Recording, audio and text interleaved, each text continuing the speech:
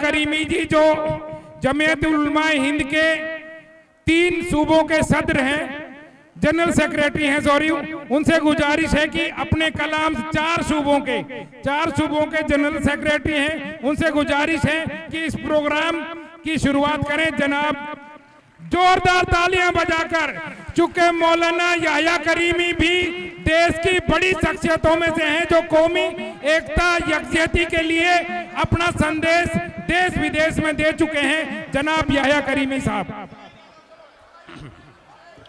अस्सलामु अलैकुम व रहमतुल्लाहि व बरकातुहू।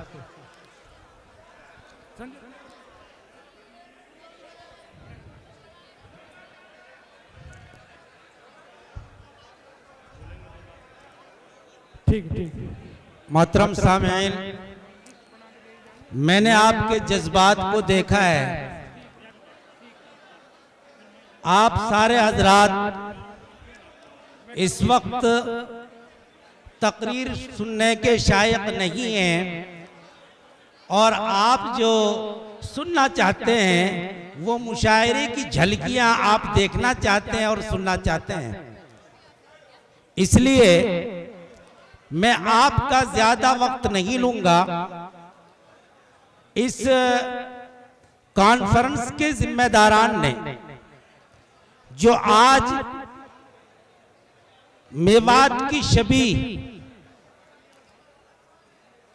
हिंदुस्तान की नजरों में, दूसरी अक़वाम की नजरों में जो बिगड़ी हुई है, उस शबी को ये इजलास इंशाअल्लाह कामयाब बनाएगा और तरक्की देगा। मैं भाई मोहम्मद याह्या सैफी जो कुल हिंद मिसास के सदर हैं, उनको मुबारकबाद देता हूं कि आप हजरात की एक कोशिश और मेहनत, रमजान चौधरी, उमर पाडला और मेरे भाई फजरुद्दीन सरपंच बेशर और मंच पर आई हुई मेरी मुशायरा बहनें और ये बच्चे और सामीन किराम, ये मेवात का इलाका वो इलाका है जिस इलाके ने अल्लाह के फजल से पूरी दुनिया में राम रोशन किया है। आज पूरी दुनिया मेवात को अच्छी नजरों से देखती है और अच्छी नजरों से जानती है।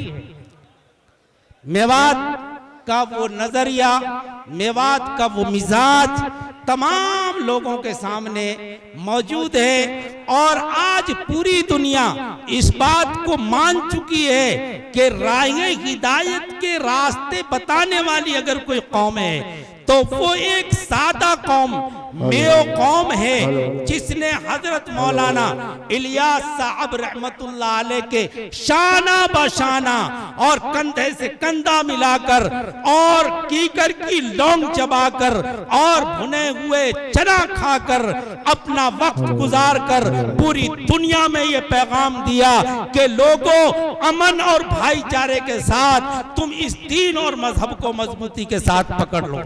आज पूरी दुनिया में दोस्तों अल्लाह के फजल से मेवात के लोगों को दौरे नबवी के लोग माना जाता है, सहाबा के नक्शे कदम पर चलने वाली कौम मानी जाती है। इसलिए हमें अपने मिजाज को कायम रखने के लिए, अपने रीति रिवाज को कायम रखने के लिए, अपनी शबीह को बाकी रखने के लिए ये बाहर से जो मेरी बहनें और मेहमानाने किराम, हमारे मेहमान खुसूसी आचार्य प्रमोद कृष्णम वो शख्सियत हैं जो पूरी दुनिया में मेरे दोस्तों अमन और भाईचारे के पैगाम को लेकर देश विदेश में काम कर रहे हैं। वो भी आज हमारे बीच में अभी आने वाले हैं मेरे दोस्तों। इसलिए आप ऐसे प्यार और मोहब्बत से बैठकर कोई आवाज सूखी ना आए, सांस की आवाज कोई ना निकले, ताकि आने वाले मेहमान देखें कि हमने दुनिया के से देखे, हमने दुनिया की कॉन्फ्रेंस से देखी, लेकिन मेवात जैसे जिनको हम जो है जाहिल और अनपढ़ कौम कहते थे, उन जैसी समझदार कौम हमने नहीं देखी। और ये लोग दूसरी जगह जाकर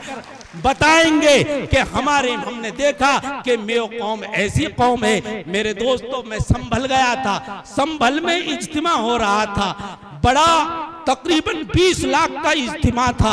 हजरत मौलाना साद साहब ने वहां ये कहकर आवाज लगाई कि लोगों, पूरी दुनिया में कोई हिंद और बैरून हिंद जमातों में जाकर काम कर रहा है, लेकिन मेवात वो बैकवर्ड इलाका है जिसमें कोई 3 वक्त खाना नहीं खाता और 2 वक्त सब्जी नहीं बनाता, बल्कि शाम की सब्जी को दूसरे दिन के लिए इस्तेमाल किया जाता है और दोपहर की सब्जी को शाम के लिए इस्तेमाल किया जाता है। ऐसा बैकवर्ड और आर्थिक हालात में कमजोर, लेकिन आज पूरे हिंदुस्तान में अगर बैरून में 5 लाख के खर्चे पर अगर कोई जमात जा रही है तो वो मेवात का इलाका है।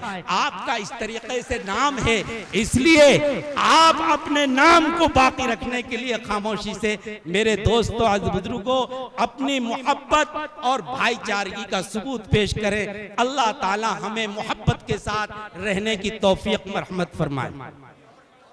नहीं, अभी तो मैं शुरू कर रहा हूं, तमहीद बांधिए। अल्लाहि वहदा वस्सलातु वस्सलामु अला मन ला नबिय्य बअदा, अम्मा बाद, फ़अऊज़ु बिल्लाहि मिनश शैतानिर रजीम, बिस्मिल्लाहिर रहमानिर रहीम।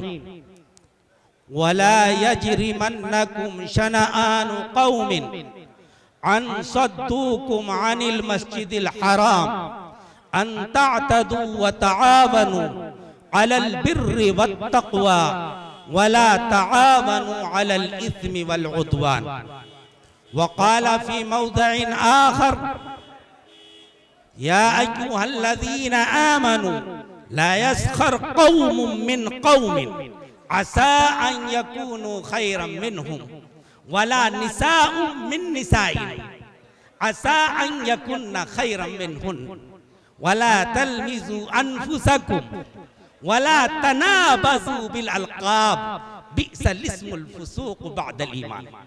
वक़ाल फ़ी मौज़िइन सालिस या अय्युहल्लज़ीना आमनू इज्तनिबू कसीरम मिनज़्ज़न्न इन्न बअदज़्ज़न्नि इस्म वला तजस्ससू वला यग़्तब बअदुकुम बअदा अयुहिब्बु अहदुकुम अन यअकुला लहम अख़ीहि मैतन फकरिहतुमूहु।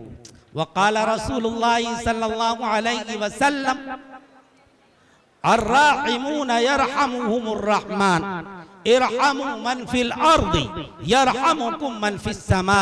वक़ाल फ़ी मकानिन आख़र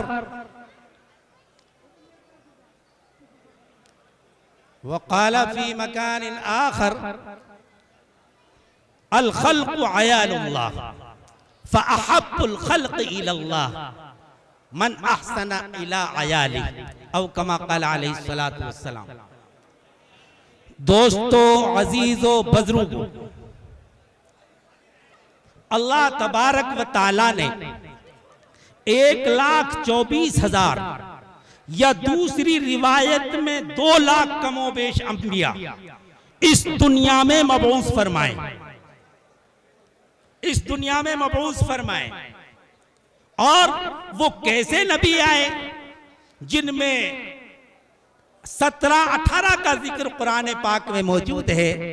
बाकी अहले सीयर हजरात बतलाते हैं कि हर दौर में, हर वक्त में एक अवतार, एक नबी आया है और उसने लोगों को हक बात की तलकीन की है और बुरी बातों से मना किया है।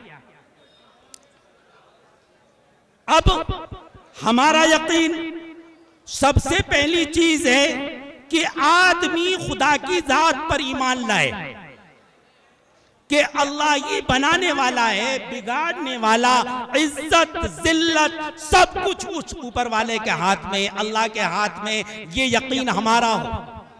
दूसरी चीज, हमारा इस बात पर भी यकीन हो और ईमान हो कि जितने भी नबी 1,24,000 या 2 लाख कमोबेश अंबिया को अल्लाह ने इस सरजमीन पर भेजा है, वो अल्लाह के रसूल हैं।